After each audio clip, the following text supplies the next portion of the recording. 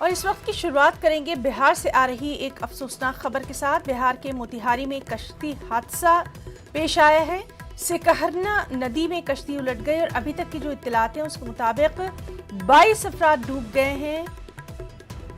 6 लाशों को निकाला गया है, बकिया लोगों की तलाश जारी है।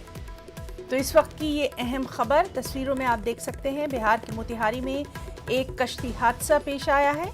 सिकहरना नदी में ये कश्ती उलट गई और अभी तक की जो इत्तलात है उसके मुताबिक 22 लोग डूब गए हैं, जिनमें से 6 लाशों को निकाला गया है। बकिया लोगों की तलाश जारी है।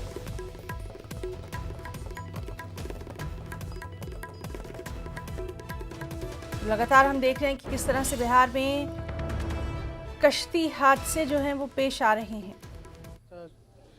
नदी के उस पार है जो खेती के लिए, पशुपालन के लिए, चारा लाने के लिए प्रतिदिन जाते हैं। आज एक नाव पर 12-14 आदमी जा रहे थे और नाव से वापसी के क्रम में नाव डूब गई है और 4 आदमी बरामद हुए हैं जो लोग अस्पताल में जिनके इलाजरत हैं।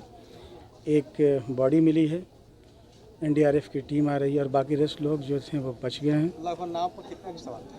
अभी तक प्राथमिक सूचना के मुताबिक 12 से 14 लोग सवार थे। जम्मू कश्मीर बानीपुरा